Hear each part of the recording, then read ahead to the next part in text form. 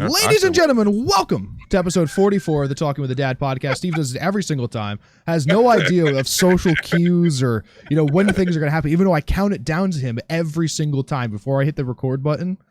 Every time. And you guys don't have a way to verify if that's true or not. Ladies and gentlemen, what you just heard was a stone cold lie. You guys have no way of verifying that. I have to talk loud over Steve. Stevie, this is a Monday night podcast. Monday night, buddy. We added these in. This is like when WWE added Monday Night Raw, back in the 70s. We're really innovating. I don't know. I came up with these words and acronyms that I thought sounded good together. Are you talking about the people that save pandas? Correct. No, that's the WWF. Okay. It's the World Wildlife Foundation or Federation, whatever it is. What do these people save? Do they protect some type of? Yes, they protect the indigenous people of West Virginia. They've been raising money and awareness for them for the last 60 years. Listen, it costs a lot of money to keep these people in thongs, and if they're not in thongs, they're not doing. They're actually loincloths, Steve. They're actually loincloths. They're one step down from the thong underwear. Thong area. The thong area. Man, this is a weird episode. We don't have much to talk about. That's right. We have very little. Actually, fun fact, if you guys all are listening, we're not friends outside of this. We're just coworkers merely. Our communication is very, very minimal. So it's always this real awkward pause right at the beginning of these shows that, Steve's face really is just showing it all. If you take one cap right there and just post that's a new meme right there. It's just Steve's side eye, disapproved looking dad face. This is literally like listening to an ex trying to explain that she didn't have feelings for me after I broke up with her. That's what this all sounds like. This man ate food shots today alone. The way that works is you just block the number and you just move on with your life. Listen, it's funny you bring that up because that could be a topic right now. When it comes to me and exes, you would assume I never had any. Because Same. I go scorched earth, man. That's it. It's over. It's over. Gone. You're gonna have to make a new social media or something that would entice me to sign up for it for you to get in contact with me. It's over. It's just done. Here's the thing, right? So before my beautiful wife, who, by the way, shout out, bam, bam, bam, bam, bam, bam. Her birthday is this Thursday, the 30th. Shout out to Mrs. Talking with a Dad. But before her, all these other people, all these other entanglements, as Jada Pinkett would refer to them as, I may have had a hard time breaking up with them or getting away from them in the breakup. But once it was over, they were almost always taken back by how quickly I cut them off. Like, that's it. I had one hit me up one time. They're like, but you took down all our pictures and you blocked me. I'm like, yeah, relationship's over. You don't exist in my phone. You lost. You lost the relationship contest. You stole fizzy lifting drink. Goodbye. Goodbye, man. It's a wrap. I know we talked about this earlier in our Talking with a Dad career. Shout out to Rest in Peace, Gaming with a Dad. But any breakups you ever go through where you're just like, yeah, you know what? I don't think I want to be friends. Have you ever just looked at one? Every single one of them. Every single one of them, right? Because it's a breakup is a failed experiment in being potential mates, right? This is like how fucking primitive I think of this shit. Because it's right. It becomes annoying, right? You don't want that person that's like side baggage, is always hanging on, going, hey, what are you doing? Like, you want to go be friends somewhere? I'm like, no, I don't have time for this. I have other things to do. Yeah. I'm scorched earth immediately. See, my thing about it is just this, right? So I learned early on from my first real significant relationship where I fell for the whole let's be friends things. I know what comes with that, right? So the social awkwardness, especially if we hang out in the same crew or in the very same subculture, I got to see you out with your various new boyfriends and stuff like that. Women actually have a better bounce back than guys do. Oh, absolutely, 100%. We do a good job of pretending, but dude's taking it hard, man. Hard. Yeah, hard. No woman wants anything to do with us after a breakup, unless you're one of those sociopath guys that could just go like on a mega run and not care afterwards. Like, nobody wants to deal with the crying, all that type of stuff.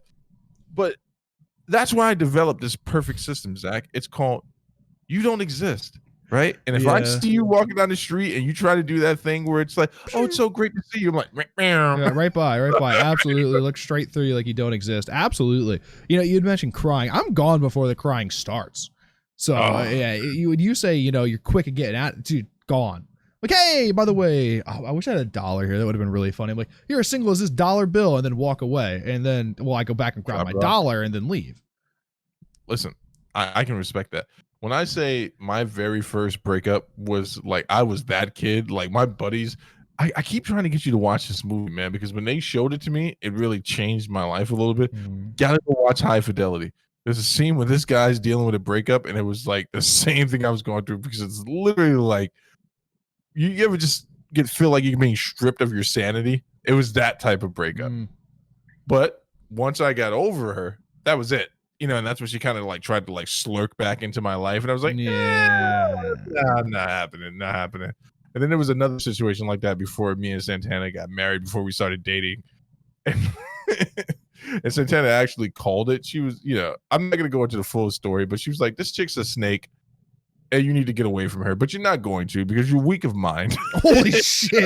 I mean, she has you pegged, man. I am, man. I told you before advertisement comes on, I'm buying stuff. I have heard you say that multiple times. And at this point, I just think it's becoming true. Dude, infomercials, late night, I'm buying all types of stuff. Tchotchkes, I'm sending it all back, man. How old were you your first significant breakup? So you're 19 now, so what, 12? I'm trying to think. I was probably 19. Yeah, 19. We had dated for 3 years. Wow. Right? And like at one point, like it was like non-verbally agreed that at some point we would get married. Right. This is how deep of a relationship it was, for sure.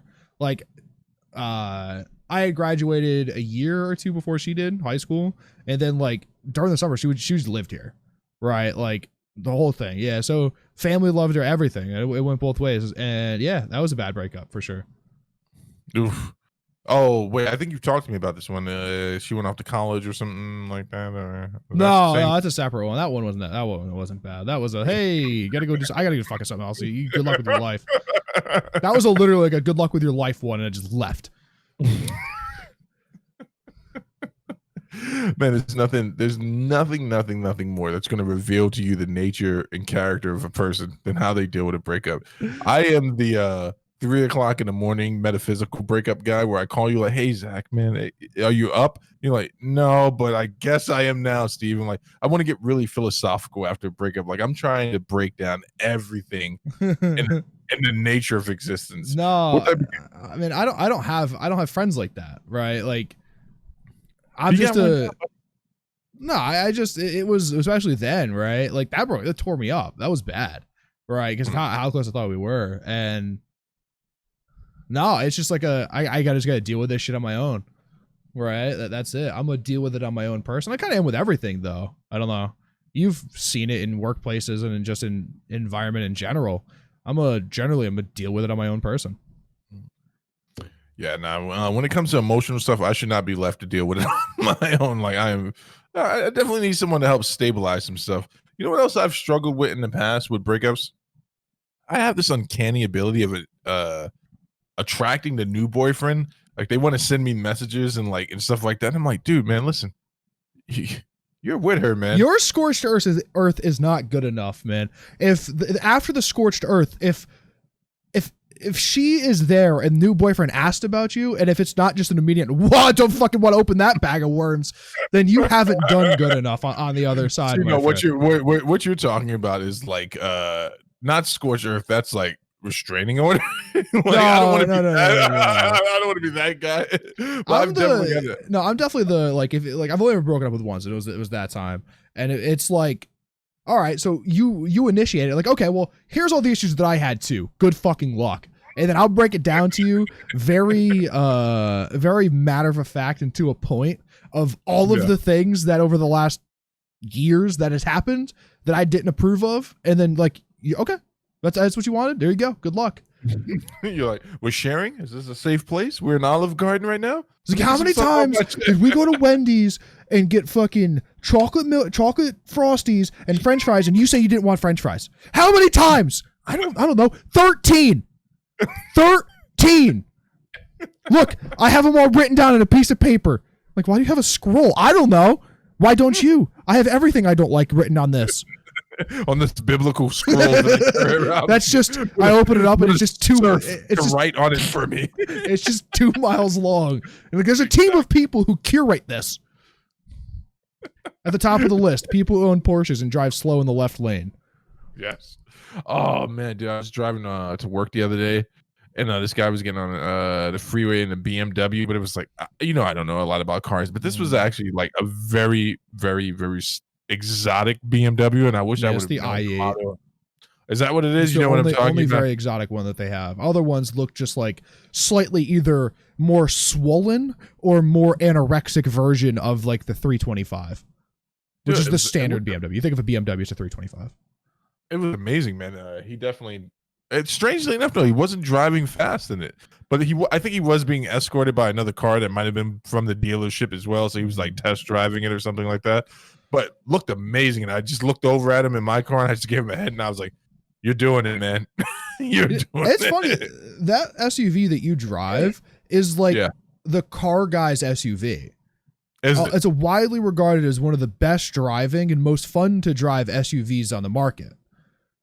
I have a great time in it. I'm sure you do. I'm sure you do. Not as much fun as my Scion, but Kia Soul. That's still a bummer to me that you even drove. Dude, I'm telling you, Kia Soul, man. Man, it was like the perfect car for California, man. I drove through the canyons and everything. I felt safe. We drove a Yaris once when we went to California for a trip, and that was amazing. Toyota Yaris? Yeah. That's disgusting, dude. These are on the list of things that I would never be caught dead in. $10 to $20, I think, to fill up the tank. Didn't fill it up again after that. And I mean, we were driving hundreds of miles. I was like, Yaris. Yeah. Okay, that's fair. That's fair. Drove a red sports bug one time. That was pretty fun. A what? Red sports bug. A red sports bug. Let me. That's not what I'm gonna Google the technical term red sports bug and see what comes up. It wasn't actually the name of it, but that's why I called it the red sports bug. It was actually really fun. Only thing about it was, though, I'm pretty sure someone might have been murdered in the car prior to that. It had an energy, not so much a smell of violence inside of it. I'm assuming that's what all red sports bugs have. I just assumed that he either been murdered in one or murdered around one. What was that laughing sound you just made? That was it's like a taekwondo sound. No disrespect to King Cash. I don't know. Yeah. I you know what? Sometimes I just black out when I laugh and noises come out. And I'm not exactly sure what's happening. So what's been going on in your week, man? How's life treating you? Oof, life has really been life. I've been going to bed at 7 in and waking up at 3 in the afternoon. Life has been absurd. Dude, wait, I meant to respond to this text earlier, but I think it's appropriate to bring it up in our talking segment.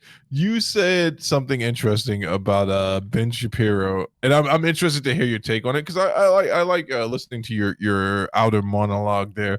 What was it that Ben Shapiro said? You said was made him an embarrassment to was it embarrassment to conservatives or? I just think he makes conservatives look bad. It's just he can't argue. He can't debate, right? Now, Ben Shapiro he's eloquent, he's very educated, he's a very smart guy. I could see that.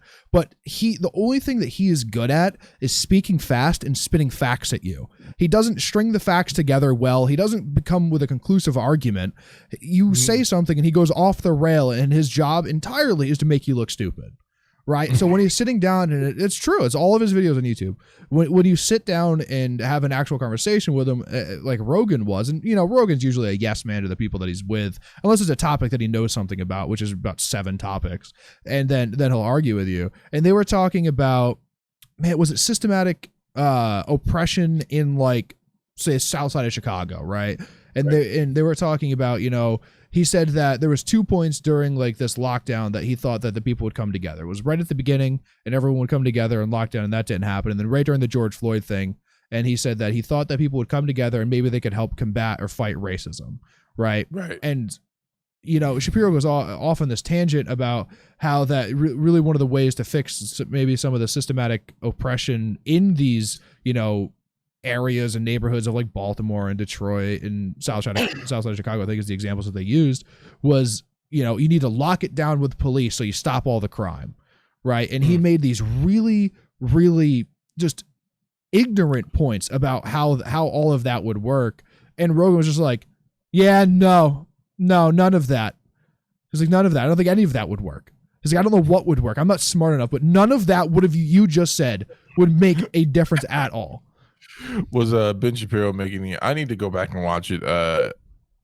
It was Ben Shapiro making the argument that you have to protect the population and allow the non-criminal population to thrive before you can deal with any of that stuff. Was it somewhere along those lines? I think so. It was just like, I think Rogan said that you needed to, really improve the education in these areas and give these kids that are like Rogan's real argument was that a lot of these kids come from, they're a product of their environment, right?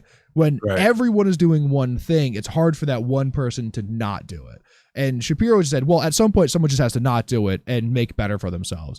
And Rogan's argument was that like, dude, when everyone around you is doing one thing, it is impossible for you not to do that same thing. And he was like, you have to provide better education, community outreach, maybe, community centers, but someplace that gives someone a chance to get out of that environment, even for just a portion of the day, and show them what the other side is like. And Shapiro was just like, no, these people just need to stop doing that and do something else. It's interesting though, because whenever you get into these type of conversations, it's like experience versus data versus facts, right? So I lived in Chicago for not quite some time, like 3 or 4 years, if I remember correctly, like formative years. So I went there for 8th grade up until I was around 16 or 17 or something like that. And the one thing I was struck by the minute we arrived there and I started going to school there was coming from New York's educational system and then going to Chicago's educational system in the inner city. There were some gaps there, in regards to subject matter and stuff like that. So I could definitely agree with the education component. I don't, that's in the inner city. There was schools like Watley, I believe the name is, or Lincoln High. These are not prestigious. These are really good schools, right? Sure. So if you're lucky to go there, then you get a better education. I think one of the another one of the points of Rogan was that maybe you shouldn't be forced into going to a certain school. If you could provide means of transport to go to a better school, that should be an option for you. You shouldn't be forced to go to these, the school in your district, basically. Right. The crazy thing about that, and I don't disagree with that, and it's just like one thing begets the other. So if you go to a school in another district, that means that has to be approved by that district. But I do agree that the education needs to be improved drastically. Right. Improved back then, because it's the point of public schools is to be open for the public, right? Exactly. And it's not, it's not, I don't even know what the right word would be, like regionally locked, segmented areas. It's it should be open to the public, and you should be able to choose which. And you should be able to get you should be able to get a decent education at a public school. I know you and I agree on this. Like, you should be able to go to a public school and receive an education that's going to be able to carry you into an aggressive market for college, prepare you for testing and aptitudes and all that type of stuff. I agree with that 100%. The one thing I do agree with you on a few things. It's funny that you just said about Shapiro. He's always been what's the best way of me saying this? Shotgun based. He's a slick talker. It's all it is. Is 100% true. Like, the facts are there. He's very factual. Yeah, I would agree with that. You can't argue the facts, but when it comes down to like the subtle nuances, or maybe the untangible things in a conversation that you're trying to quantify, like, so the portion I did listen to in the interview, Rogan was basically having a conversation with him about what needs to be done about systemic racism. And Ben Shapiro actually believes, like, he has acknowledged that something like that exists, but his approach to everything is just being like, all right, so you have to do this, this, and this. A plus B, then C, then D. Right. Yeah. It's very matter of fact. It's very matter of fact, right? That's always been my issue with Shapiro is that, you know, I don't consider myself to be conservative whatsoever, to be fair. Maybe I'm fiscally conservative probably. But all he does is he will like not even shotgun, because shotgun would be all at the same time. Is it's just like he assaults you with facts, and you can't possibly argue against that. So if he were to ever be put up on like a debate stage against someone who's like an actual like a decent orator, he would be so screwed. Because if you could spit out all of these facts in a row, but if you can't make a long-term eloquent point, then no one is going to listen to you say 15 short sentences where someone could speak for like a legitimate structured paragraph about how something could be fixed. I just don't think he's very good at arguing. He's not good. He's not good at the emotive in an argument at all. Like he's not what you would consider someone that. Well, actually, it's funny because some people I know rally to him in defense, and I'm just like, man, I don't know if this is tribalism or is this like, are you really drawn to like his argument? I agree with you. It's interesting because I remember when George Floyd was first killed. I think I called you. This might have been one of the few times I actually called you because I was kind of like struck by what I had heard from Shapiro. And no, I'm sorry, it wasn't Floyd. It was Ahmaud Arbery, the kid who was jogging and got killed in a town. And Shapiro was the first one to come out, like the first conservative political pundit to come out and say this is wrong. He was like, you know, as a lawyer, I can tell you that what's happening here is 100% in his opinion. Wrong. He was like, what I see on this film is that there is a man running. I don't know if he's jogging for fitness, but he is running away from aggressors, and he had the right to defend himself when these guys attacked him. And he was like, and anything else. And it was really weird to him say this. Not like he's Satan himself or anything, but he was like, anyone that defends the actions of the other guys and you don't look at it for what it is, like this guy had the right to defend himself. And I thought that was really big, Shapiro. I think some of his views on finances as well. I don't know if I've ever heard him talk about finances whatsoever. I really don't like Ben Shapiro very much. I ran out of things to listen to as far as podcasting goes. So I saw he was on Rogan. So I've listened to him on Rogan before, but why won't you listen to the Matt Serra and what's his face? Why can't I ever remember this guy's name? Jim Norton, yeah. I don't know. I don't keep up with podcasts very much. There's like two podcasts that I watch like always. I'm always watching certain podcasts. And I don't need to add another to that list. I don't drive enough, or I don't do enough to where I could listen to podcasts where, a third or fourth podcast is good to add to the rotation. I just happen to be out of that week's two podcasts that I listen to. You definitely listen to Talking with a Dad right there, right? Don't listen to any of our shows back. I listened briefly in post to make sure that the audio is balanced as best as I can do it, and that's about it. No, there's no reason for me to. I was part of the show. Yeah, right? I lived it. Why would I need to go back and look at it? That's what I'm talking about, man. That's what I say about my kids. Like, I was just with you. I don't want to see pictures of you. I know what you did when you were 1. I was there. No, I get the pictures thing. I get the pictures thing. That's actually really funny. I'm gonna write that down for when I have a kid one day. We're gonna have this conversation when he's about 6. No. Don't quote me to your future wife. Like Steve said. Steve said, who the fuck is Steve? You've never mentioned this person before. That's good stuff, man. That's good stuff. So you got some pretty decent topics going on here, but one of them is really surprising because I don't want to see you get hurt, man. You're my friend. We're actually friends. I care about you. I'm invested in our friendship. And this is the first time you've ever said that. I'm struck. I'll never say it again. I'll never. Good. Good, because I'm going to clip that and make that my ringtone.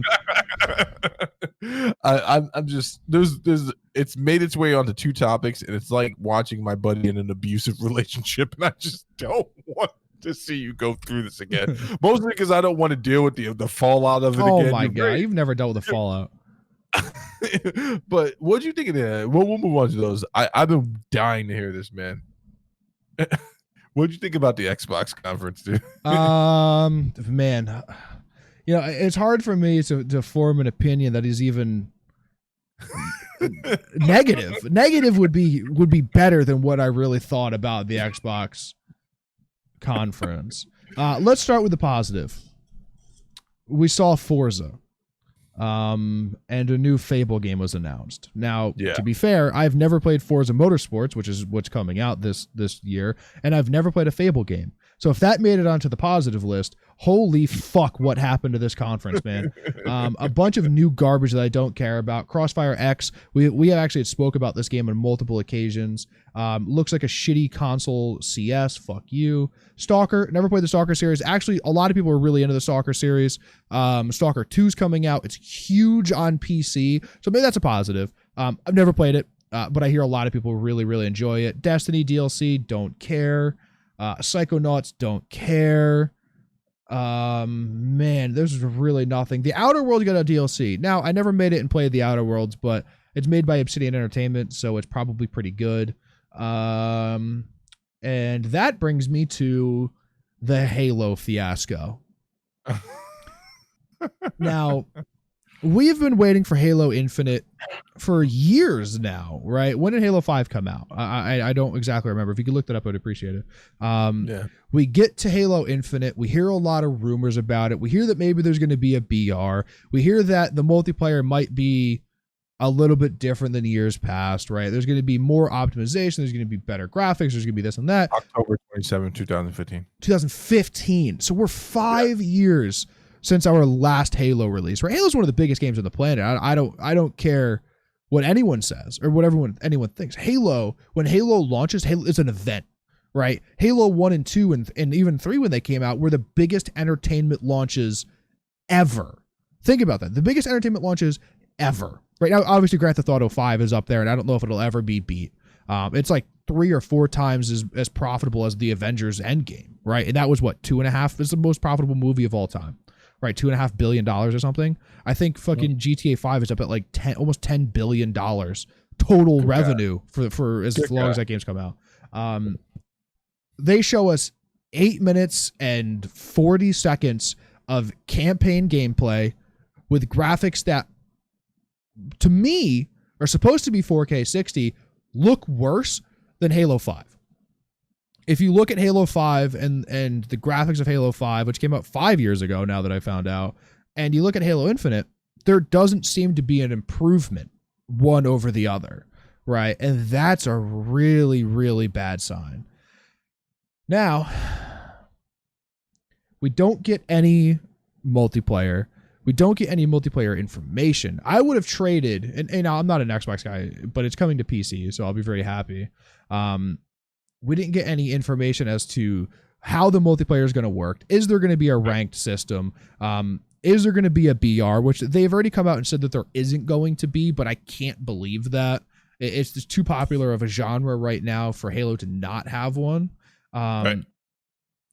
Dude, this was the biggest letdown of maybe anything this year so far, in video game world. I don't understand who approved this. Who was in the fucking boardroom at Microsoft meeting with 343 Studios and they were like, yes, do it. 8.5 minutes of campaign in an area that looks awful. We want that. That's what, dude, give us some information about what people really care about in Halo. Yes, the Halo campaigns are loved and cherished and people really enjoy them. But when you have a conversation about Halo, you're talking about the fucking multiplayer, right? You're talking about the ranked systems and where you are in your rank and, do you want to go play 2v2s or 3v3s, whatever it is, right? None of that was even mentioned with the Halo information, man. That's super disappointing. That is my opinion on the Xbox Games Showcase. Follow-up question, but before I give you the follow-up question, so interestingly enough, when I was watching the Halo portion, I remember watching it and I was just going, it's just kind of lackluster, right? It's just it's lackluster, and I did notice that there was visually it wasn't that captivating, but I was like, it's Halo. It's not in front of me. Yeah, it's not in front of me. It's not my game. Maybe I'm just being biased because it's not a game that I'm naturally drawn to. But then now that you're saying all this, it brings me to the next thing that I'm thinking, which is if that was the clip they decided to release because they were like, this is the good. Rest of the game? Yeah. And that's the like, rest of the game. Where is it? There's rumors that it's releasing without a multiplayer off the start because they don't have it done. You know, developers have come out and said that that's not true, but there still hasn't been proof of multiplayer in the game yet. So that's what I choose to believe. You know, I'm going to be supportive in this situation, man. I want to win for my friends who play Xbox. I want people to be able to buy this thing and step into the next portion of their life and really enjoy it. But beyond looking, I was actually really pumped up when I saw the Fable stuff. I was like, oh, I know this game. Dude, I haven't played Fable. You know, I was looking for an RPG a while ago, and you know, Fable was on the list, but the last one had released so long ago. And yeah, I've never played it, but anyone I know that played it, has played it, or is a part of that community, they love it. And I don't mean in a ferocious weird way. Like they're like, dude, play this game. You're gonna love it, dude. Absolutely. Yeah. There's a following for Fable, so that's fine, right? Here's also another thing. They took away the year-long Game Pass subscription. You can't buy it a year at a time now. How long do you get it for? Monthly, I assume. They need that month-to-month income, right? That's what they need. They need to show to their investors that they're making money every month.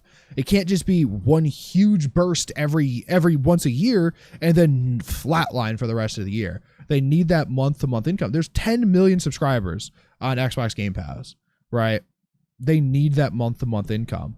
What's the yearly subscription? It's like $59 or something. I have no idea. I paid for a month back when we were playing it and then stopped. I never re-upped. Let's just say it's $100, right? I mean, it's incalculable, really. I don't know. It's very interesting to see what they did to Xbox and this game event. I thought it was going to be huge, right? I texted you and I thought that Call of Duty was going to come out with it. Which was definitely wrong. I thought that, we would have gotten something of substance, but if these are the launch titles, I guess it's not the worst thing in the world because usually it's pretty soon to come afterwards. There's usually some good stuff. People love Forza. I really like Forza Horizon. Is like the motorsport is like the racing sim version of Forza, where like these guys go into great detail to even go and map out every track that they put into the game of like where like the tarmac might be slightly different and it might be slightly more looser, but slightly more sticky. And they do a really good job at that, but I don't want to play that version. I want to play the fun version where like you go in and like fucking play soccer with your cars, right? Like that's the version of Forza I want to play. So while I do like Forza, this isn't the Forza for me. In the next time a Forza releases, it'll be the next Horizon, and that'll be fun for me. But the crazy thing about watching this whole thing unfold, so I know a lot of this is subjective, other than the hard data, the specs of the machine, what titles are being released on launch and all that stuff. None of that's subjective. That's all objective, but it's subjective to the sense that like I've watched a few people's reviews of the actual event, and there was one guy who was actually typically a PlayStation. He's a Sony reviewer. Like he's more than most videos are regarding that console. And he was actually more excited for the Xbox than Sony PlayStation 5. But the general consensus was when it comes to optics and pure marketing, Sony did it better, right? And that's no surprise. It's what they do. We're talking about Sony Entertainment. They have a whole team available to them to help with marketing and stuff like that. Microsoft's a bigger company.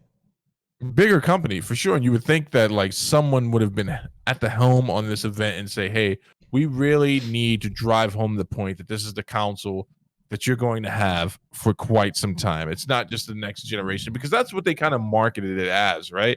Because they're doing a big thing, a big push on the whole retro gaming, which is great if you're into that. Like, I still have a functioning older console, right? I don't need for my PlayStation 5 to play my PlayStation 4 games because my PlayStation 4 still works. That's not a deal breaker. Does it work in upscaled 4K? I don't give a shit about that. There you go. Thank you. That was the exact response that I wanted. I don't give fucking response. I'm sorry to curse, man. I don't care about that, man. I just want to be able to play, and does it play well? This was, for people who were enthused about this, they're going to continue to be enthused. I thought it was a lackluster showing. It was boring, frankly. Yeah, I thought it was frankly boring. Yeah. Here's the frustrating part, right? You would think Microsoft, a company that desperately needs a win right now, right? Not desperately, but needs. Do they? They hold the market share of OS and server OS. Right, but just remember that hold on for a second. In holding that market share, remember where they're coming from prior to Windows 10.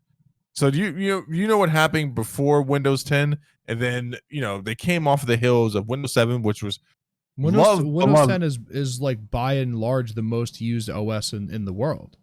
Correct, but do you remember what happened before Windows 10? What was the most, besides Vista? What was the most hated Windows OS launch of all time? 8. Just take yourself back a little bit, Zach. 8. 8 was by far the most hated. Vista and 8, they go back and forth on the most hated. But here's the thing: Vista got good. SP3 on Vista. Oh, you know what? Better than Service Pack 3 was Vista Black. Did you ever get a chance to use Vista Black at all? No, that was the people who were keeping it alive after 7 had come out. Oh, very, very good. But I'm just saying that it's a company that has wavered, right? It's gone up and down with certain things. Obviously, they hold the market share, but with Mixer going downhill for the optics, you want something to come out, because a big part of the Mixer success was supposed to be contingent on this next generation console. Like they were making even make it. Oh my god! I just thought about that. Holy shit! That's all I'm saying, man. Like you want to come out, you want to hit it out the park, right? You just want to hit it out the park in this thing. You know what? I'm not buying it. I just made up my mind. I was going to buy both of them. I'm not buying this. Why would you buy both? I was going to buy it, take them out to the backyard, pee on them. Oh, I should do that. That'd be a really funny video. I should day one get a PS4 and then just, or PS5, sorry, and then break it. That would be fun. That would be really funny, actually. No, man, why would you do something so hard with such a beautiful looking console? They're all awful. There are $13 PC cases that look better than both of them. Let's be fair, right? And listen, I'm a PC enthusiast through and through, and a console hater on top of that, right? They're two different things. Yeah. But man, I this generation of console doesn't make any sense to me. We don't have prices yet. We're 2.5, 3 months away from a launch. We don't know how much money they're going to cost, right? We don't know what their availability is going to be like. I see things all over the place that it's like, PlayStation has ramped up their production by 50%. But okay, so they made one day and 1.5 the next. What does this mean, right? Like I don't have any tangible evidence of hey, our production is 100,000 units a month, and we were just able to bump that up to 150,000 units a month. Like that's a significant jump, but right. Who knows? It could be 10,000 to 15,000. It doesn't matter. Right? What's the availability going to be like? What's the price? And what are the true launch titles? Right? I guarantee that each console has less than 10 launch titles because they're building in this backwards compatibility, and people are not going to realize that the game came out or the console came out with no substance. Right? It's because I can go back and play fucking Forza from Xbox One X on my new Xbox. Well, okay, whatever. I'm just going to do that, right? Like it's already my favorite game. It's just already going to go back and play. There's no substance with these new consoles. They're going to be 10 games or less release titles for both consoles. Has Sony even confirmed if they're doing backwards compatibility yet? I believe they had. I've seen multiple articles about them doing it, but I also don't know if that was just like fanfic or made up bullshit. So yeah, I mean, not that I could be wrong in this. I don't think they've officially said it, but I agree with you entirely. Like, I think that's going to be a huge deal for the Xbox. People are just going to be so excited to have that come out with games they can play with it. But what do we have coming with the Xbox? So we got Assassin's Creed Valhalla. We have Forza. We have... are you going to actually quote me directly 10 things? Okay. Wait, I'm trying to think if it's anything that would like... There's no wow factor to it. Actually, I'm going to say Halo would have been the wow factor if they showed us multiplayer, right? But here's the issue now. Xbox took this derivative that, everything that they do was also going to be released on PC. So why buy an Xbox? Buy a fucking PC. I think there's still something that is daunting or intimidating to people about gaming PCs. I don't know if it's maybe. Man, put those people in front of me and I'll convert them in 30 seconds. It's really not that hard. Zach, my good friend, you're a lot of things, but you're not a person that converts people. You're more of a bludgeon in that conversation. It works either way.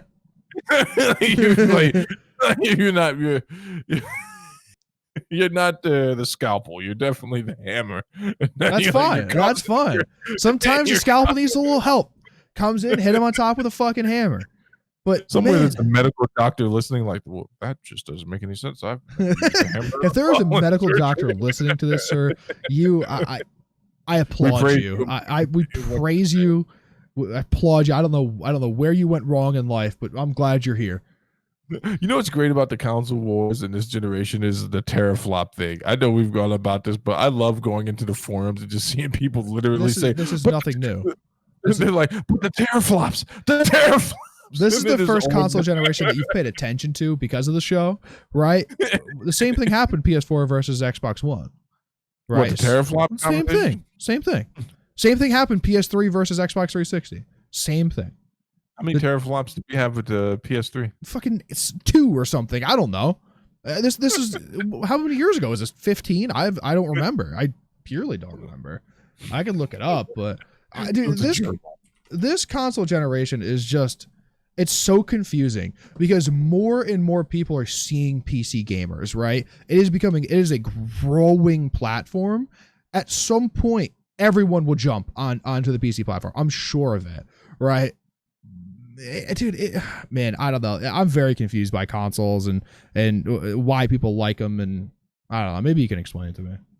I mean, if just the Sony one, and could be me fanboying out, but the reveal of the exclusives on the Sony will always carry Sony itself. Like the Spider-Man game did so well and was so well received on the PlayStation 4, and it's just the gameplay is amazing for it. It's actually probably the first superhero game that had legitimate mechanics in it that made you go, okay, this is not just a niche. Like this has return replayability.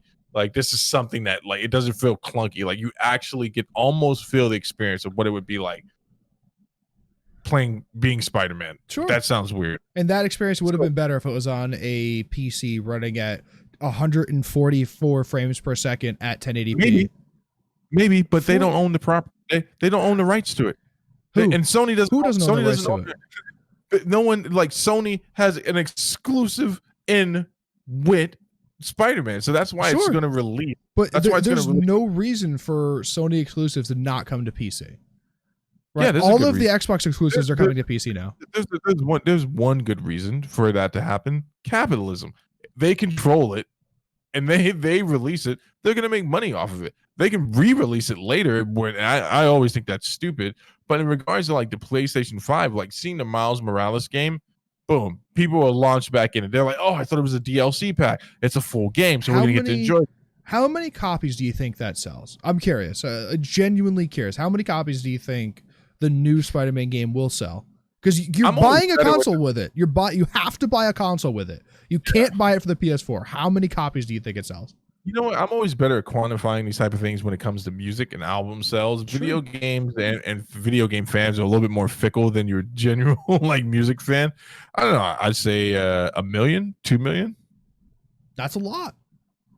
That's a lot. If you because 2 million, it's $60 for the game plus $30 for your monthly pass DLC bullshit. That's $90 plus $800 for a console, right? You're looking at $900. Yeah, actually, and depending on the game, like God of War, Spider-Man, those type of games, you don't have to worry about getting season passes and any of that stuff. It's like, it is what it is. The DLC will come out. You know what I'm saying? Like, they'll release the DLC. And actually, with Spider-Man on PlayStation 4, the DLCs they released, people raved about them, Zach. You always think someone's going to complain about it, and they were just like, oh, man, these were really good additions to the story. Because there's something when they're selling to fans, right? Yeah. I am not going to buy a Spider-Man game, right? Even though I've played a bunch of them on the PS2. It would fall on deaf ears. So it sold the original sold 9 million copies, right? Woo! But it was also at the end of a console generation. So more people regularly available have this console, right? This is my concern about it is games that come out, unless they're a huge title, Call of Duty, Halo, that's it really anymore. Grand Theft Auto would do well. At the beginning of the console generation, because those people are going to buy the console anyway, right? Yeah. someone who bought a PS4 at $250 to play the Spider-Man game is not going to, a year and a half, 2 years later, buy a $700 console to play the next Spider-Man game, right? No, I get it. They're a very casual fan, but you're selling to fans when you're selling a Spider-Man game. So there shouldn't be a single person who plays the game and doesn't enjoy it, because you're selling to fans, and they're not selling to Star Wars fans, right? Star Wars fans would be the people who bought the game and hated it. World of Warcraft fans would be the people who bought the fucking expansion and hated it. Oh wait, pause. I've been meaning to ask you this. World of Warcraft, strictly PC, right? It's never existed on any console. No, correct? No good MMO ever has. Okay, good. There we go. Continue. So I bet you it sells 1 million. I bet you it sells 1 million. Not much more. Not much less. It's just hard to sell an $800 game. You know, that's essentially what you're doing with this. And that's why a lot of times is that when a game comes out right in between the console generations, it gets made for both, right? Because it's hard to sell an $800 game. Yeah, I wouldn't disagree with anything you just proposed there, but I think what we're gonna see here with the release of the Sony and the Xbox is like, I think this. I could be wrong. I'm open to being corrected. I think this is the last year for the console war hype as we know it, right? Because this is played out so weird. In my opinion, it's with everything that's going on in the world, with the poor marketing on one side of the table. I really, really do believe like Xbox is just going to. I could be wrong. I could be totally wrong about this. I think that it's just going to wind down into like, hey, you know what? We're pushing this over into the PC side, you know, and we're I thought that with the PS4 and the Xbox One X, because they at the time were the closest consoles to PCs, and every new release will be that, right? Yeah. There's always going to be the closest console to a PC, and it's always like, well, why spend the $500? Just build a $700 computer. Right. And when the next console generation comes up in, 6 years or whatever, 7 years, 8 years, then, spend the money that you're going to spend on that console on a new PC. Because you could literally, the life cycle of a computer could be as long as a console generation. No, absolutely. I think I think the PlayStation will always exist. I don't know what facet. That's also hard to imagine. Sony's a dying company. You were about to make PlayStation is the only profitable portion of that company. That's it. From what I understand, PlayStation is keeping Sony alive. I'm not an auditor. If those numbers are true, then yes, that's it's unfortunate because Sony has a lot of good properties, right? Their televisions are, in my opinion, one of the best televisions on the market, right? The high end startup takes a long time to start up. I don't understand what that's about, though. Yeah, but you're waiting for the experience. Sorry. They have a lot of movies, right? They own a lot of properties. I think they do music too, right? Does Sony do music? Validated the buying experience of everyone that bought one of those Sony Google TVs. They're like, it took my TV 10 minutes to turn on the other day, but the guy from the podcast said it's just the buildup, and I feel much better about myself. It's about the experience. I don't know, man. I also thought that the last generation was going to be the last generation we saw with this much hype around it. Right. Consoles will always be there, man. You know why? You know how many units the PS4 sold? What was it, like 20 million or something? 92 million units worldwide, my friend. I was way off. You were way off. You were a fifth of the correct answer, which is okay. I had the data in front of me. You didn't. So that was an unfair question. Crazy thing, right? Just think about this, though. As agitated as you're getting talking about this right now, there's a third competitor in the console. What is it? No. It's not a real competitor, but what? They're always scheming in the background. They release a beta, then they're like, that didn't work out, so let's throw another $1 billion, and now we'll release an actual console. Do not be surprised if Google comes back with like an actual Stadia console. Don't be surprised, man. I don't want that look on your face that you get where you're like, this can't happen, Steve. And then next year, I don't doubt it. We're looking at a box with a big G on it, and it's like, all right, so this is what we should have done in the first place. No one asked for that's another thing. No one asked for online, for cloud-based gaming. No one. They're ahead of their time. NVIDIA's been doing it for years. NVIDIA's been doing it for a few years, and apparently that's really good. But they're ahead of their time. Eventually, the consoles will move to that, right? We're seeing that start now with the diskless versions. And Yes, we'll eventually move to that because the hard drive space will be too small. Yeah. And that'll ultimately drive us towards that. Google is ahead of its time.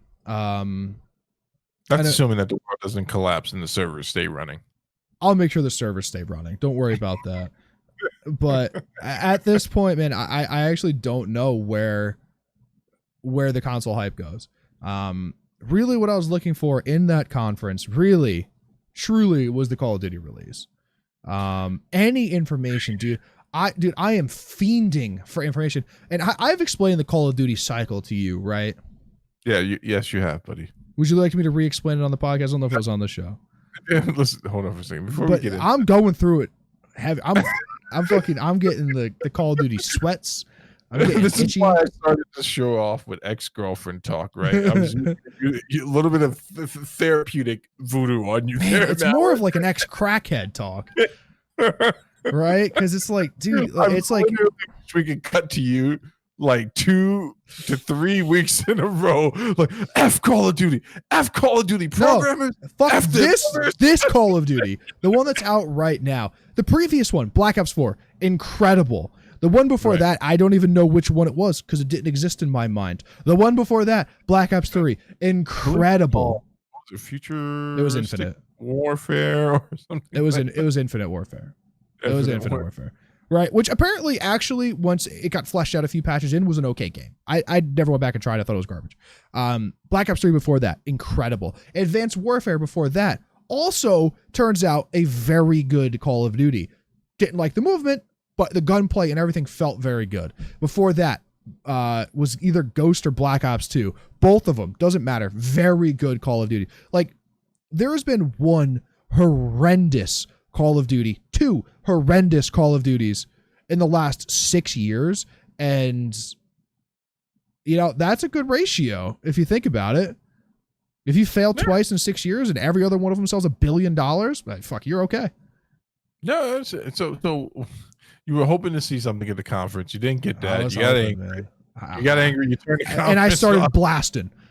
You know, Twitter with your Twitter fingers, like, man. No, man. No. So I'm done tweeting. So Doritos didn't let you down. Now, let me ask you a question. So all we got was the logo, though. We just got the logo.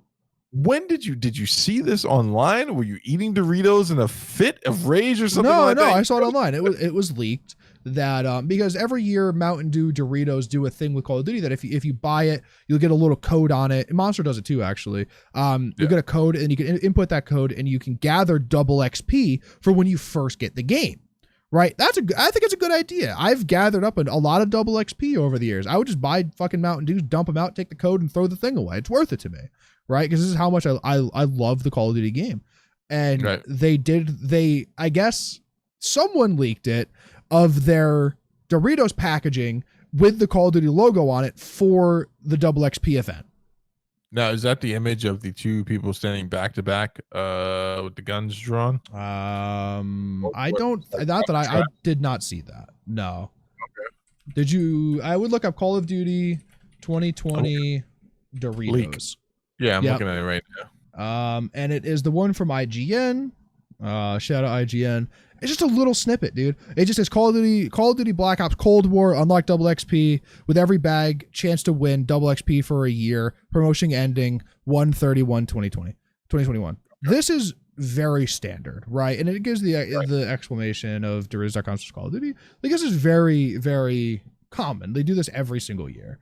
But if we're this late into the season and this is how we get our logo and this is the leak that gives the logo is the fucking Doritos event, what is going on with 2020? There's a global pandemic going on. The game has been in development for 2 years. Would you give us something? David Vonderhaar, please give us something. He's the head developer for Treyarch Games, which is developing this Call of Duty. Mr. Vonderhaar, please.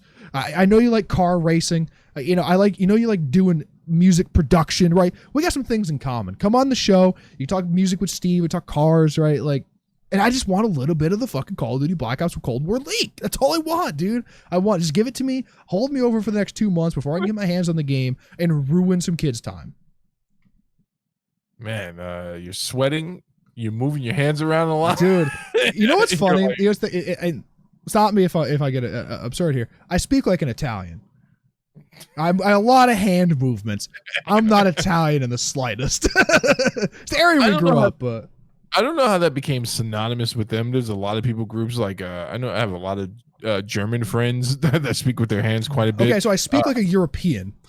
Yeah, there you go. No, I mean, I want you to be excited for this. I want other COD players to be excited for this. I want the COD League to be excited for this. I want people to be able to step back and, you know me, I'm the type of guy, if you're passionate about something, I want you, if it's a medium that's bringing you that passion, I want you to be able to enjoy it. So this Dorito thing, though, it reminds me of something I was watching on YouTube. Apparently, you scumbag COD fans, or not the fans, maybe there are people who go around. It was probably me. Buying up all the Doritos, or not even buying. I'm sorry, stealing the codes off of unpurchased Doritos. Yeah, that's fair. You want to know? Have you ever heard me and Shane talk about the fact that we're boycotting Hardee's / Carl's Jr.? No, they did an event with the name of, I don't know which Call of Duty it was, where that if you bought a medium drink, you got a chance to win in-game rewards. And I just went there and I was like, listen, how many medium drink cups do you have? I would like to buy all of your cups. I want to buy every single one of your cups. Charge me full price for the drink. I don't care. I want to buy 100 of your medium drink cups so I can get all of my rewards and not have to fucking worry about it. And they denied me and asked me to leave the drive-thru. Wait. So that's where we are. And you know what? That place where the school is, that's closed now. It's fucking closed down. And I am the reason why. I've been boycotting that place for years. It was your $10 to shut that. You know, it wouldn't have been $10. It would have been, dude. It would have been literally like $300. How much is a medium drink? $2? Medium drinks usually like $1.25, $1.99, somewhere. $2. Let's say $2. I wanted to buy 100 of them. I was gonna spend $200. I could have paid the entire fucking cashier staff wage for that day. Give me my fucking drink cups, Hardee's, Carl's Jr. Piece of shit. I think the crazy thing was that area of town, they rejected Hardee's, man, and it's like I love Hardee's. That Hardee's wasn't good. No, it wasn't good, man. No. Plus, it's not. Carl's Jr. is good. Yes. Hardee's is not good. Hardee's is like the Sonic sucks now, dude. Dude, that Sonic has always been awful. I've been an adamant fan of Sonic until that one, and then I'm a boycotter now. That Sonic will also find his demise. Dude, like I try sincerely to support people that work in below the average minimum wage pay jobs, because I know what I feel like I know what they're going through. But man, every time I go there, I'm always an inch away from jumping through that window on one of those kids. Like yeah, I thought my order was pretty simple. I didn't think I got anything to advance. You know how difficult I have it with orders, because I get very simple orders, right? How many times have I gotten a coffee order and they fucked it up? I get a very simple coffee order, and they like, always black coffee with sugar. No, listen, I want you to listen to me. It's not that simple, but that would be hilarious. I was getting coffee for you one time, and I asked for a black coffee, and they're like, "Well, what do you want in it?" And I'm like, "Nothing." Yeah, I remember this. I'm like, "Nothing," and they're like, "Excuse me?" I'm like, "Nothing," and give me a small coffee with fucking nothing in it. And they're like, "Fuck, dude, you're weird as shit, but you got it." They're like, "But we have to put coffee in the coffee." Coffee. You're like, holy shit. You're like, you know what, dude? Just do your thing. Just don't put any milk, sugar, fucking cream. Well, back to scumbag Call of Duty fans. I'm sorry. Yeah. Sorry. We went on a Rogan tangent. No, I love it. I start. Yeah, so you guys are running around stealing all the codes off of Mountain Dew cans and off the chips and stuff like that. They put them on the inside of the bag now. Yeah. I never did that. I was never one of those people. But I would buy Mountain Dews and dump them out because it's disgusting, and then take the codes. Mountain Dew is the worst. Dude, you can get a Sprite. You can get a 7-Up. You can get a fucking ginger ale. You could piss straight in the air and drink it from the source, and it's better than Mountain Dew. Man, we're really alienating ourselves from a few different potential sponsors. That 115 is about to drop down to 89. I see it right now. Good riddance. I take hard stances on things, and this is one of them. Mountain Dew is a disgusting soda. So the logo was revealed. Yeah. So that leads us to like there's rumors of a new COD coming, right? No, So here we go. there is a new COD coming. There's a COD that released every single year. All right, calm down, buddy. This is what I'm talking about. Look, I've only known you for about a little under 2 years, but it's been an emotional roller coaster in regards to Call of Duty. You're an emotional guy, Stevie, and that's okay. That's all right. That's your right. I can admit that I'm emotional about a few different things, dude. I'm emotional about mixed martial arts, which is why you never catch me really engaging in a debate. More often than not, when I disagree with something someone says, you'll see me make this face where I'm just like, I think you're an idiot. But I'm not going to say it. I don't want to go any further with this conversation. But you, on the other hand, man, like you know, you're very emotional. Like, what are you talking about? What is this heresy? You wear it on your sleeve. So there's rumors of a new COD coming out. We're going to start here at 100. 100 being extremely hopeful and positive about the future. And then I'm hoping that you land somewhere at a 70. Is anything below 70? Let me break it down, right? It's 3 developers for Call of Duty. This is supposed to be a Sledgehammer/Raven year. They couldn't produce the Call of Duty on time, so Activision booted it. They bumped them, right? So they bump up Treyarch. Now, usually, that's a good thing, right? Treyarch is a great company. Every one of the games that they have had has been a huge success. Black Ops 3 was a minor success, but still a success, right? We cut a year off their cycle. This was supposed to be a 3-year development cycle. We cut a year off of it. We cut a third of their time. Where are we in the development cycle? Is that why we're not getting a reveal? Is that why we're not getting any information? Is that why no one has been speaking about it? Because they took 30% of their time. 33.33 repeating, of course, of their time. I'm afraid, right? I'm afraid that we're going to get 2/3 of a game. You know, I'm afraid that I'm hopeful that they don't put a battle royale in it. I don't think they will. I've heard rumors that it's just going to be a link to Warzone because Warzone was such a success, which is fine with me, dude.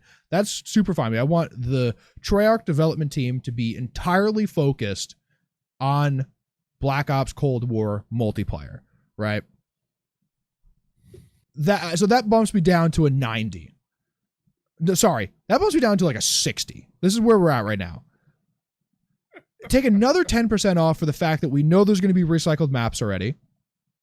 So we're at 50 now. Take another 10% off for the fact that it's a soft reboot of the original Black Ops, which is okay, but we also saw the soft reboot of the original Modern Warfare become a shell of its former self, is probably the best way to put it. You know, I'm at like 40% excited right now. And this is me at 40% excited, which is still fucking excited, like ecstatic, right? Imagine me at 100% excited where it was, we had the reveal, we had the fucking multiplayer trailer. When the multiplayer trailer comes out, you'll see 2 things. I will not talk to anybody for that entire day, and I will be so analytical of what that trailer is that it'll be absurd. I will be looking at the guns, picking out what guns are going to be in the game, what locations, if they're going to be rehashing locations, especially in the story, perks, attachments, the create a class system, how that's going to work. Like, I'm going to be super overly analytical of it, and we'll reassess after we get that. That's where we are. That's fucking sorry, man. I've been cursing so much tonight. That's friggin' intense, dude. Everything you just said sounded way too intense. You've never been excited for something, though. No, I have, dude. I just, but the way I express that is a more of a nervous Woody Allen type of intense. You know, I'm just like, I mean, I hope God you adopt a 17-year-old and then marry her when she turns 19. You know, instantly when I said it, I was like, no, I set myself up for that. But I was like, he's got more class. I'm sorry, that was low hanging fruit, and I knocked it out of the fucking park. No, I mean, obviously, like, I'm super excited. I was super excited for the latest God of War game, and I was not disappointed on any level. In fact, where I should have been most disappointed would have been the ending there. I was, but I wasn't. I'm super excited for whatever new Division game comes out. I can say I am an avid Division fan. Me too. I'm set myself up for Days Gone. Never gonna live that down. You know, I was waiting for that game for years, and I should have known there was something up, because I have to say something like waiting for this game for years, so I get it. Fair. I'm just worried that you're just gonna turn into Dark Zach. What are you talking about? That does not happen. Dark Zach isn't that much fun to Discord with sometimes, because it's just like, oh hey Steve, how you doing? Fuck you, Steve. It's like, that is not what happens. No, I'm always fun to Discord with. There's always something going on. It's going to be great though. Like, so if they separate the battle royale, I think that's going to have its own community, which it already does. A lot of people love Warzone, and it was you got to admit, it was a huge success. People have really taken to that. Right, I was going to ask you, I was going to ask you about the mechanics of that game versus like the regular multiplayer, but we'll see how this whole thing shakes out, man. I really should probably go back and play the campaign mode for the game that I purchased for this year. So I heard it was very good. I heard it was very good, but it's very short. Really? I heard that it was you could complete it in 4 hours. Yeah. Now, that's not saying you could complete it in 4 hours or should complete it in 4 hours, right? That's like if you're trying to get through it in 4 hours. But yeah, it's a very good experience. Actually, what I want to do is I want to play Black Ops with you, the original Black Ops from like 2011. And PS3 days, that was? Correct. Yeah, it was the third Call of Duty on PS3. No, fourth. And show you what a good Call of Duty was. Now, Black Ops was the slowest Call of Duty ever made. Your movement was slow. You feel like you have like a 50-pound weighted vest on you at any given time. But the guns, the maps, the mechanics, the things that it added into the game, and all of the features of the multiplayer made up for that, and people didn't even realize how slow of a game it was. Also, the sniping sucked. With Modern Warfare 2, the sniping was so overpowered that I could run around with an intervention and be competitive with anyone running an assault rifle, a submachine gun, anything, a shotguns. I could be competitive. And Black Ops set out to make that not the fact, and it made it almost impossible to use a sniper. So that kind of sucked. But everything about that game was good because of the game as a whole. Right. There wasn't something that stood out by so much that ruined everything else. Everything was a package, and that's why it was so good. That's the one we loaded on the PS3 when I brought it to work. That was Modern Warfare 2, which is my favorite Call of Duty of all time. Okay. There was another release, Call of Duty release. Just remind me one more time before this one that you were playing with Cash. Which one was that? Black Ops 4. Black Ops 4. Okay. Which is the fourth edition of the Black Ops series, which is we're getting another version, but a reboot of the first, from what I've been told. It's way too advanced. Like, there's nothing. You can imagine there's like 15 games now, COD fans are starting to get to that place where Star Wars and Star Trek fans are, where you guys can speak in your own language. Like, I heard when you and Cash were talking that night, I was nodding my head a lot. And I'm like, oh yeah, but oh yeah. But really, at some point, it just started to sound like COD, Black Ops. Fuck this game, COD. I wish you would have asked, because I would have been able to explain everything. It made it easier for you, because I'm sure there's people at home have the same issue with it. You know what I'm gonna do? I'm gonna wind up watching those till now storylines on YouTube. Have you ever watched one of those things where it's like you try to catch up? Oh, they're amazing, dude. Like I had no idea what was going on in Walking Dead, so I was like, I'm just gonna watch one of this guy's videos. Oh, did you are you watching The Walking Dead again? I was thinking about it. What? Dude, okay, man, do your thing, brother. Do your thing. What's that supposed to mean? Dude, like, I tried again. I stopped in the third season. Sorry. What was the prison season? 3 or 4? 3. No, we're well past that. We're like in season 6 or 7. What was the prison season? That's what I'm asking. Season.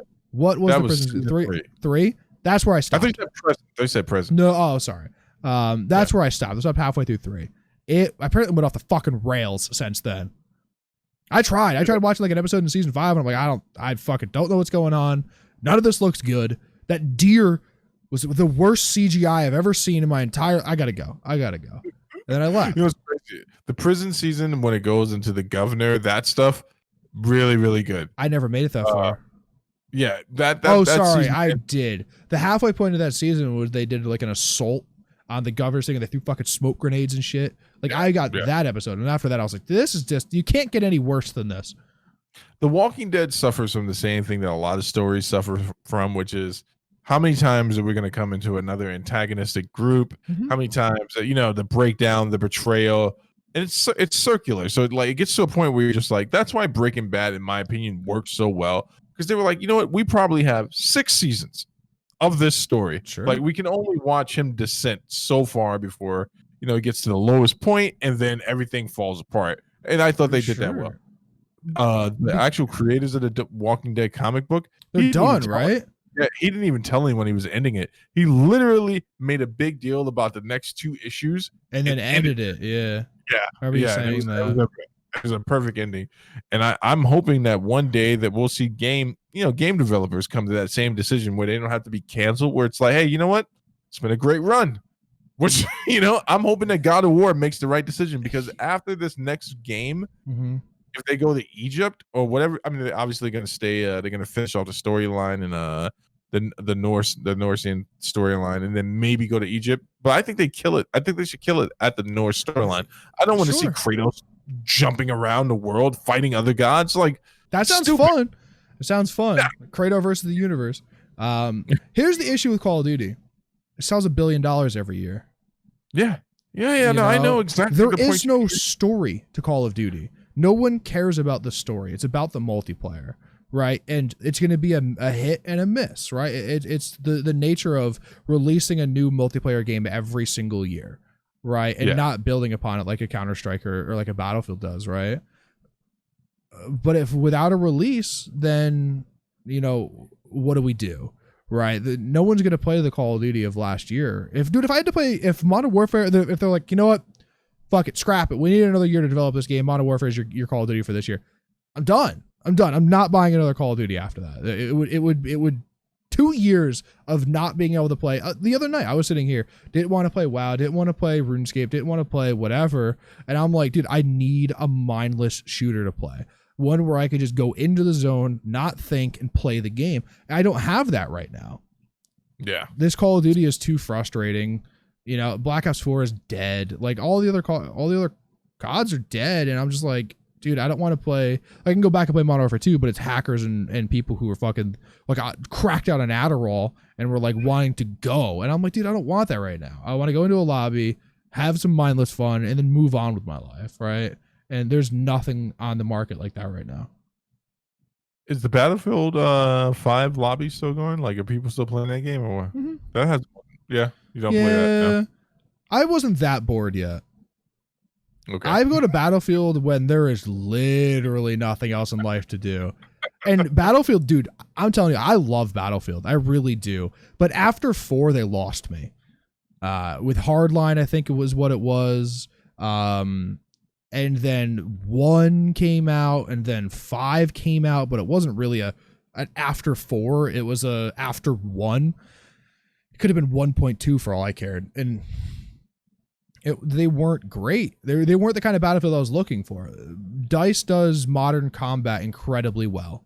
And unfortunately, they haven't done a modern combat game in, I don't know, 7-8 years. So Here we are, waiting for the hopes of a Battlefield 3 remastered to come and save the Battlefield franchise, which is fine with me, man. That's an incredible game. It's amazing how the mood polars and cycles up and down in this conversation. I think you should really just think about playing a story-driven game, and I'll just leave it there. No need to rebuttal. Just get into a good story. You know what? I'm going to buy you the PlayStation 5. You can play the new Spider-Man game. But I got to buy you the PlayStation 4 first. You have it already. You can borrow my Spider-Man game. Just play that. Get into it. That's not the kind of story game I'm interested in. I was honestly thinking about playing Dark Souls, because I want something that's kind of hard. And I have a controller now that I'm familiar with. I want something that's kind of hard, but I also want something that's story-based, right? And I can only play through Skyrim so many times. Right, I didn't like The Witcher that much, so realistically, I didn't really want to go and play the rest of The Witcher. I want a story game, right? I want a new, dude. The Elder Scrolls. If an Elder Scrolls game were to release, that would be the most excited I've ever been about a game ever, because I loved Skyrim so much, and Elder Scrolls Online is a very good game. It's just that I need another one of those immersive Elder Scrolls worlds that I could put myself in and have a lot of fun. You don't still have your Game Pass activated, do you? No, right? No, why? I would say try Shadow of Mordor or Shadow of War because it can be mindless and it also has a good story and it has a good leveling up system as well. Okay. Dark Souls is fun. Dark Souls is good too. It's just there is something to Dark Souls where I'm like, okay, I can see why there's a very, very huge following, and I know what type of melee weapon Dude. fan. Like, I know. Hardcores, bro. Have you seen all like the videos and stuff that they do with Dark Souls and how like all like Yes. the funny videos and the speed runs and like the dude Yes. that is a huge community, man. That is The a hack, huge the community. mods, Yeah, it all looks like a lot of fun, and I wish I understood it. You know, I wish I understood because I've been immersed. Like when I used to look at people who play World of Warcraft, I was like, dude, okay, why are you spending days upon days playing this game? And it's like once I started playing it, and I get to a point where it's like, okay, well, I have to do all this stuff now to like progress. Like I totally understand why people spent their formative years only playing WoW, because I totally could have been one of those people. Yeah. It's funny too because I think I said on the show, the first person I've seen play WoW, he came into it later in life, built an entire computer to play WoW, and I was like, man, you're full in right now. Speaking of people full in, man, I want to thank Cash again, man. That was a good time, right? Yeah, we had a really good show. Really, absolutely, I enjoyed the hell out of it. I thought he was a great guest. I'd love to have him back on. Hopefully, he would. He'll never come to the show again. Cash, that's a fair point. I'll never have you back. No, it was good. It was really good. Let me ask you. Go ahead. I'm sorry. Let me ask you a question about that, man. I had a lot of fun doing that interview, but I'm gonna be more honest from now on, moving forward. I will never do that thing where I just shake my head, because there was a point where there were some questions I wanted to ask you guys in regards to streaming, gaming culture from a PC perspective, because you guys started getting really deep into something that was really interesting to me, which you asked him a question: what is the most unhealthy amount of time you've ever spent playing a game before? And I'm trying to think if there was ever a game like that for me on console, and the only one I can think possibly it could have been was Tony Hawk, the first Tony Hawk game, because you remember. No, I love the Tony Hawk games, but you put 40, 50, 60 hours into a Tony Hawk game and that's it. Right? Like you're done with the game. You've done everything you possibly can. You've hit a 900 or a McTwist on every ramp in the game. Like when we're talking about World of Warcraft, like 60 hours, you're just hitting the max level. Right? And even like the old school, like when he was playing, it would take a month of 8 hours a day for you to start even hitting like the edge of that max level, that top tier gameplay where everyone wanted to be, right? And then once you get there, there's another 60 hours, 120, 500 hours of work to do to get to the top level to where you can start doing the end game content, right? Like the amount of time that like RuneScape is a really good example of this, right? From 92 to 99. 92 is the halfway point of experience to get to a maximum level in RuneScape, right? 92 is the halfway. From 92 to 99, I focused on doing one thing, and it took me 250 hours. Good God. Right? 250 hours. I could have beat Dark Souls. I could have beat all of the Dark Souls, probably. I probably could have beaten every single one of the Dark Souls in a time it took me to get 7 levels in RuneScape. How long did it take you to beat the first boss in Dark Souls? Hour 30 minutes. Hour 30 minutes? Oh, that's not bad. Okay. Something like that. On keyboard and mouse, too. Well, let's go ahead and swag out on them right now. Which apparently I could have, like if that equates, I could have done it in 8 seconds on a controller. Apparently it's that much harder. But yeah, like, yeah, you asked that question, but you've probably never been that immersed in a game. No, I have. There have been some games where like I've been fully pulled in, but they were fighting games. Sure. There's no end. There's no end to a fighting game. I mean, there's an end to the story, but there's no end to competition. There's no end to the amount of people who play. You got to remember, there's no leveling up your character. Right. The only way to level up in that arena is just to become better. on a day-to-day basis, and Fair. like, you know, But that's still a level up essentially, right? So like when we're playing the Division, right? And I know that we played it so fast you didn't realize where the end was, and I apologize for that. It's probably partially my fault. I'm not good at explaining this stuff. But like, what when you happened? get to level over? 30, remember when we got to level 30 and I'm like, okay, cool, we can start playing the game now. Right? Is because from there your gear level's 200 and you need to get to 500, right? So like, but for like World of Warcraft, every 10 levels is that same amount of like grind and looking up to that next section of stuff to do, right? And I feel like honestly, you would like an MMO because of how much progression and how much things there are to do. Because the human brain, at least for me, is wired as like little successes mean a lot, and a big success means everything, right? Yeah. So MMOs are really, really good at playing into that, right? Like you beat a quest line and you get a title. Wow, that's pretty sick.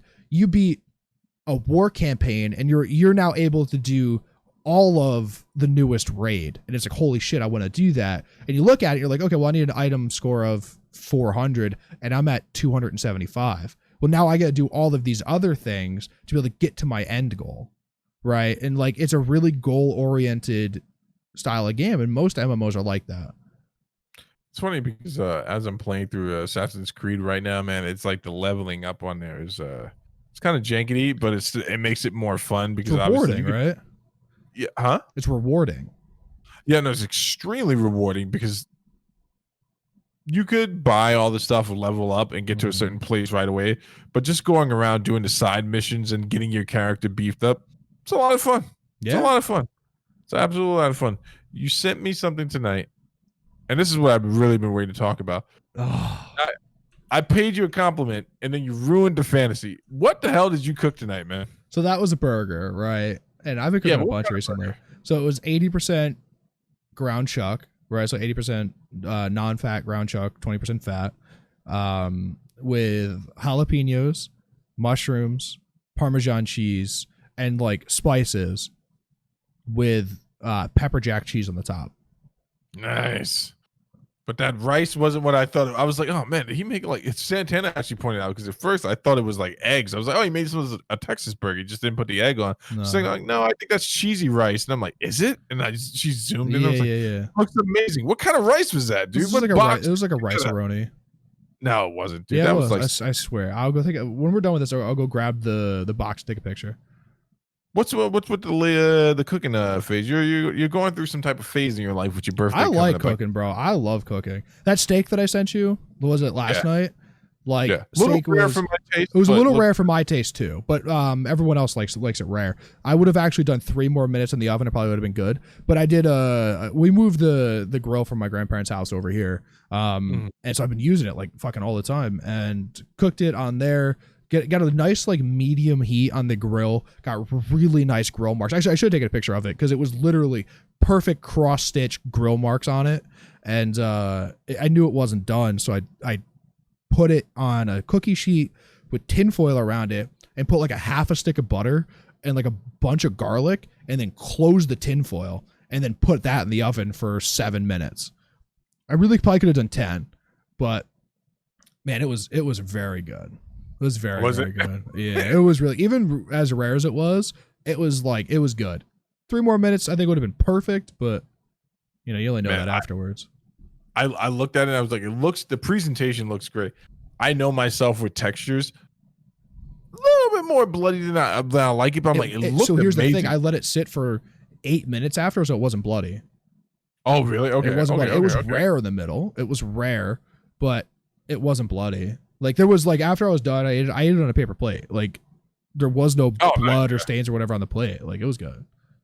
Yeah, I had Santana made tonight some type of garlic chicken with pasta, and it's always great to hear like a good cook downplay the food. She's like, I don't think it turned out too good. I bit into the first piece. I was like, this is amazing. You kind of like you have to stop for a second and go, holy shit. Yeah, absolutely, man.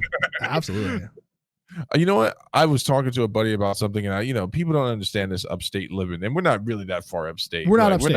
You ask someone from upstate, we're not upstate. No, we're Southerners to these people. But I was explaining to a buddy, last night. We were talking about the local farmers and stuff, and I was like, my wife and I have made it a commitment to only buy meats locally from now on, especially after watching this documentary I watched last night and seeing how the American farmer. Well, and me hooking you up with the place, man. You hooked me up with the place. In fact, I'm gonna go check out the other place here pretty soon because I feel like there's definitely an A squad and B squad at the place that you recommended to me. Like sure. I've gone the other place that you're thinking of is where we get our meat. The one in above where I am. Yeah. I want to go check that place out, but I'm only buying locally from now on, man. Good for farmers you. Farmers are getting screwed in America. Yeah, maybe not all of them don't like me, right? Maybe some of them got a Confederate flag, but I don't want to see them lose their land. Is the thing, dude. And I want to get good, healthy meat. Is that wrong? Is that wrong? Absolutely not. Man. That's your right as an American. You get to choose where you buy your food, right? We're not limited as to where we could buy our food. We have how many options around here? 5. Well, actually, here's the thing, man. If this is going the way I think it is with foreign countries buying up farmland and stuff like that and slaughtering and selling us back our own food pretty soon here, I'm not buying anything from the supermarket when it comes to meat anymore. Not even for just for quality's sake. I refuse to watch farmers go out of business. I can't think of a better people group in my life, man. Name 3 things wrong that a farmer's ever done to you. Yeah, it would be hard. I got salmonella one time, so that was pretty shitty. That wasn't the farmer's fault. That was the supermarket's fault, and apparently yours for not cooking the chicken correctly, dude. I was like 8. You get salmonella from salad too. Did you know that? Yeah, it's usually fecal matter on food is where you get salmonella from, or is it E. coli? Who fucking cares? It's one or the other. Maybe it's listeria. Maybe it's Listerine. Who knows? Zach, please tell the people where they can find us so we can set them free. Ladies and gentlemen, thank you for listening to episode 44 of the Talking with the Dad podcast. You can find us on Twitter, Facebook, Instagram, our website, YouTube. Do we have anything else? Oh, Anchor, Spotify, Google Play, Apple, iTunes, podcasting, wherever the fuck they call it now. All at Talking with the Dad. Thank you, ladies and gentlemen, and have a good night.